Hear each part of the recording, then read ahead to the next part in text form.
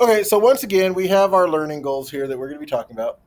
We have two new ones. I can establish the importance of flooding for the Mesopotamian region. I can define and explain the importance of silt, irrigation, and canals for the life of the Fertile Crescent. Now, like I was saying before, if I'd have been a good teacher, I would have put levee on there, but I did not put levee on there, but it's a word you'll need to know too. And so, with our notes that you had a chance to copy down, we're going to talk about what this means and kind of how it works. So, like I was saying, silt is the fine, fertile soil that is deposited by rivers. This is going to be a very important word for us because it's going to come up again when we talk about Egypt. You're going to hear us talking about silt with the red land and black land. You're going to hear us talking about silt with Greece, with Rome. Pretty much all these civilizations would not be possible without silt. So you have to know what silt means. Irrigate means to apply water to crops or to supply water to crops. I think that's pretty self-explanatory, right? Canals are trenches that were made to move water from a main source to where it is needed. And a levee is a man-made wall or hill that is used to prevent flooding. Okay. Now, with this word levee, a lot of people have a hard time kind of picturing a levee, but a majority of us have actually seen levees because there's a lot of levees in Kansas City, Missouri, along the Is it Missouri one of those River. things that kind of holds the water back?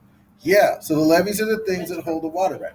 Yeah. So what were you saying? It prevents stuff from flooding. Prevent stuff from flooding.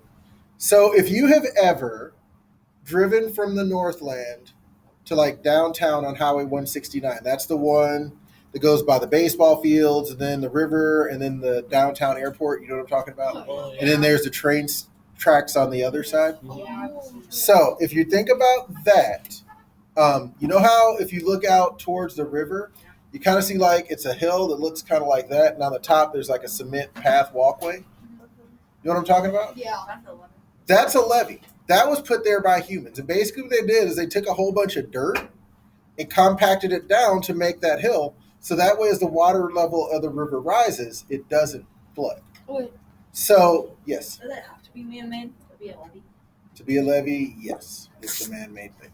Aren't like when beavers make Yeah. dams, like So this is actually, and it's really surprising to me. This is something that lots of classes have asked about. So this is where, you know how you said I was doing a good job drawing here? This is where I prove to you that I am not a good artist, right? But that's a good question, and it's one that it's, like I said, it's come up a lot. So I think maybe next year I'll just put that into the notes. So if we think about a dam, right? So you have a river, okay? And with a dam, what happens is people build something to stop the water of the river, But right? all of them. So when the river, you don't necessarily, you can put this in your notes. I'm not going to ask you what a dam is. This is just for like your knowledge base. So if you want to draw this in, you can, but you don't necessarily have to, right? So what happens when you plug up the river is it causes the river to kind of swell up and backfill. And so usually what happens when you build a dam is you dig out a bunch of land and you make a man-made lake, right? So a lot of dams are used to make lakes. So for example, has anybody here ever been to like Table Rock Lake in Branson? House down there. Right? So if you've been to Table Rock Lake in Branson, that's a man-made lake. And the way that it was made is there was a dam that they built on the river, and then so they dug out, all the land where the lake was going to be. You dam it up, and then you let the river just fill up the lake. And then once the river has filled up the lake, usually dams have like a little valve so that river water can continue to go through. Something that I learned that I thought was really cool. So the dam that's keeping Table Rock Lake back, the cement on the inside is not dry yet. It's so thick that the cement on the inside is still not fully cured. But that's kind of interesting. So basically, a dam. How long has it been made? I don't remember. 30s maybe. So basically, a dam is used to keep water in. Okay? So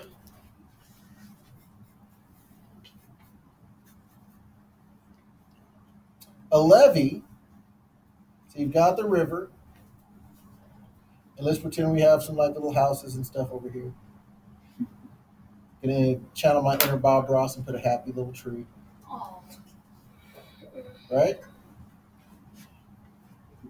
A levee is a wall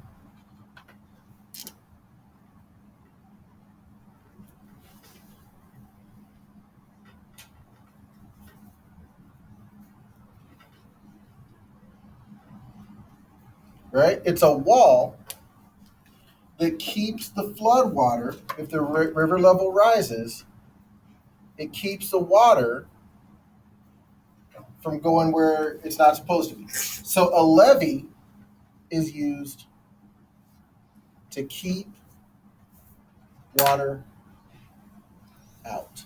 Okay? So they're kind of opposites.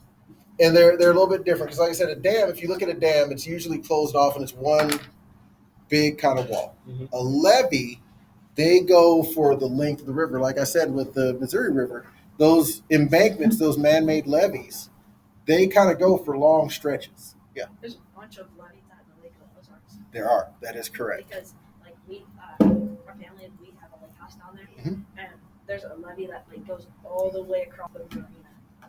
Like it's a big levee. Yeah. Yes, there are lots of levees. Anybody ever been to New Orleans? You have?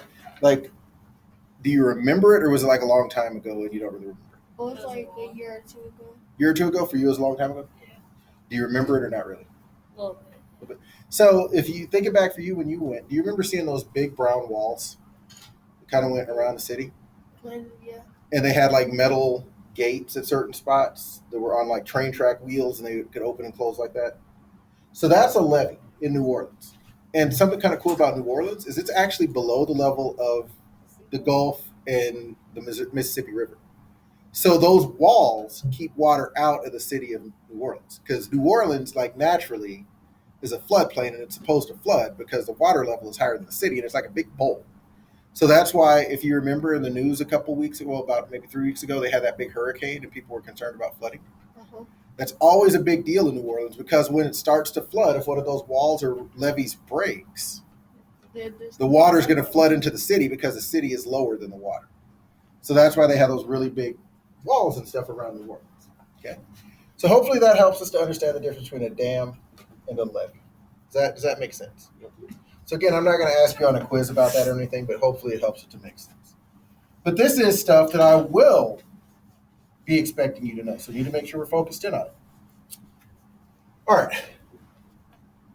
So if we're going to kind of understand where the silt comes from and how Mesopotamia was able to grow crops, we need to understand a little bit about how this flooding happens. And that's what the diagram, these bullet points are for. Okay? So if you think about it, we have our Persian Gulf, have our Mediterranean Sea, we have our Fertile Crescent. Does that help give you your mental bearings of where we are? Because I know we did a lot of stuff with maps. You should be able to picture that in your mind. Oh, yeah. Does that make sense where in the world we are? Okay. Now, remember, and we saw this on Google Earth, dry desert is all around the Fertile Crescent. So you remember when we looked and it was just desert for miles and miles and miles and miles and miles? Now, I think sometimes our book gives us a false idea because remember in the book it had the Fertile Crescent all green and nice and everything like that. It makes it seem like the whole thing is just ready to plant. No, it is not an oasis. Most of the Fertile Crescent is still very dry and you cannot farm there, right? So this dry desert, really the Fertile Crescent is dry desert too. Okay, it's special, but it's not at the same time. So really, all this is dry desert. The only thing that makes the Fertile Crescent fertile, the only reason why people are able to live there in civilizations and not as little nomad groups are because of these two rivers, right? And so here's how it works. In Turkey, there are two mountain ranges. You don't need to know what the mountain ranges are, right? But there are two mountain ranges in Turkey. Now, this is going to sound like science class for a minute, and that's okay. With these mountain ranges, You know, as you go up in elevation, does the temperature get warmer or colder? Yeah, Colder. colder, right? Darn.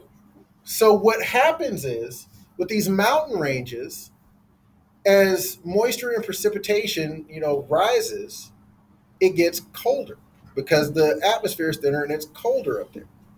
Okay. Now, are you cold right now? How did I know that you were cold right now? Because my arms are in my shirt. Because your arms are in your shirt and you're all bundled up. Yeah. Right? When clouds get cold, they do the same things as people. So as this condensation, this mass, this cloud goes to higher altitudes as it goes up the mountain. Because remember, wind and stuff cannot go through a mountain. It has to go up and over. As it goes up, Child. it gets cold. What? Is that why it's so windy up there? Yes. Gosh, like 50 miles per hour. That is exactly why. And then when you get to like little tunnels and stuff through the mountains, it's even worse because it's just like a funnel. So as these clouds go up, they condense, they get cold, it rains. Okay? You with me so far? Yeah. All right. So the rainfall has to go somewhere. So the rainfall falls on the mountains, right? And if we think about it, mountains are usually very fertile places because they have trees. And the trees have leaves, and the leaves fall every year, right? That decomposes, it turns into this really awesome organic compost. So there's lots of fertile ground in mountains. And so what winds up happening is as the rain falls, yeah, some of it gets absorbed into the ground, but some of it doesn't and it runs off, right?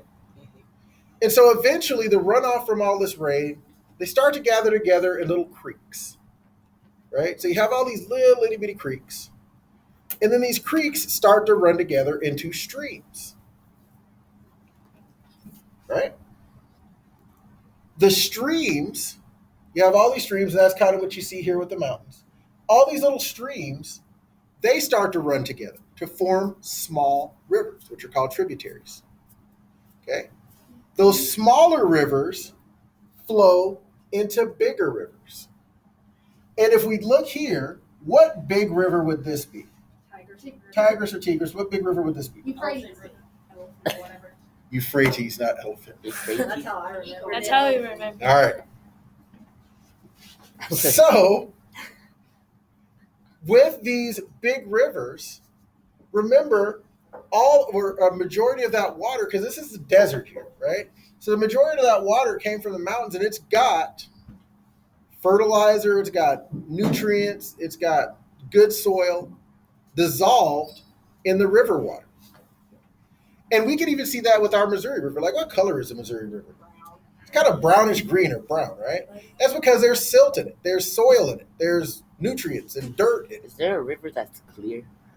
Yeah. Well, different rivers at different parts can be clear or not clear, right? Like the Ozarks is really gross. Yeah. So,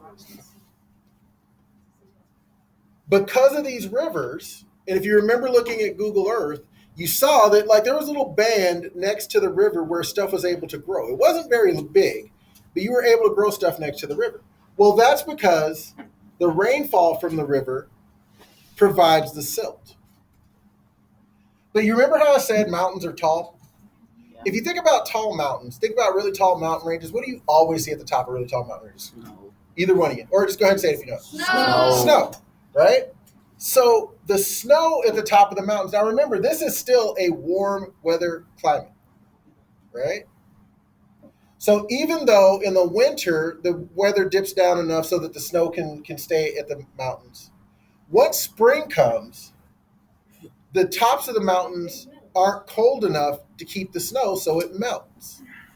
So now you've got all this melted snow. This is more water at once than those streams and those streams and creeks and rivers can handle. So what happens is because there's so much water coming so quickly, if you have rainfall, even if you have rain for several days, some of it seeps in, some of it doesn't. If you have a whole bunch of snow melting at once, the rivers aren't able to hold it in. And so what happens is the Euphrates and the Tigris, because of all the extra water from all this snow that came so quickly, they flood. Okay? Now, that snow, remember, it started at the top of the mountain. So once it melts and it starts coming down the mountain, it's picking up silt too. It's picking up all the dirt and nutrients and stuff just like the rainwater. And so you get these huge, huge, huge floodplains. And what happens is that water spreads out and it floods for miles and miles and miles and miles. It is a lot of water. So you get these floods, right? Now, from science class, we remember what happens to water when the sun hits it and all that sort of stuff. You know, go ahead. Evaporates. It evaporates. So the water winds up evaporating, but the solids get left behind. So all that silt, all that fertile soil, all that good compost from the mountains gets left behind in these floodplains, right? And that's super helpful because people are able to use it to grow crops. Does that make sense? Yes. So this understanding of flooding, because this doesn't just happen in Mesopotamia. This same thing we're going to see happens in Egypt with the red land and the black land. Same thing's going to happen all over the place. So understanding this process is going to help you to be able to see where people can like build huge civilizations. Because if you've got big rivers with lots of floodplains, you're going to be able to grow lots of food. And if you can grow lots of food, you've got lots of specialization. People can do other things. That's where you start to get civilizations and big groups. Okay? So at this point, we should start to be able to answer question number 10. We should start to be able to understand why this flooding was important. Now, before we say, hey, I know this all the way, flooding also had some drawbacks. And so what I need for you to do in your books is you're going to read pages 45, 46, and the first paragraph of 47. Okay? Wait a second. Let me finish this and then you can ask. As you read, I want you to look for some of the pros and cons of flooding because it's going to talk about some of the things that happen because of flooding that maybe weren't so great. 45, 45, 46, 46, and that first paragraph of 47. Stop where it says the Sumerian city-state. Yes. I need nothing but before. So did you know in the USA there's only 2 food manufacturers? There's only 2 what? Food manufacturers.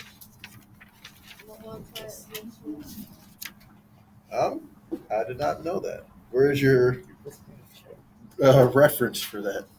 I was doing it. So with this last couple of minutes of class, I want us to take a look at this picture. When we talk about flooding, this is what we were talking about.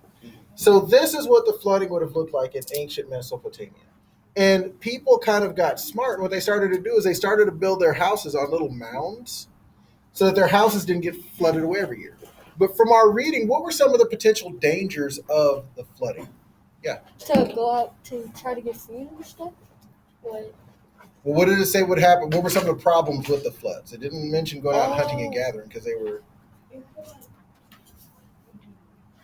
They go what? Yeah, we should. Because it could destroy their homes, right? Could destroy homes, yeah. I thought it said destroy crops. Could destroy crops. That was a big one. Because remember, without the flood, would they be able to grow crops there at all? No. No. But if it flooded too much and if it got too much water, that was just as dangerous. Because remember, could people back then just like, if their crops got flooded, could they go to the store and buy some food to hold them over? no. No. If your crops flooded away, it was the same as not having crops at all because you didn't have anything to eat. And remember, did they have back then where like there was food assistance and all that? No. So this was a big, big deal. Have a good day, everyone. Have a good day.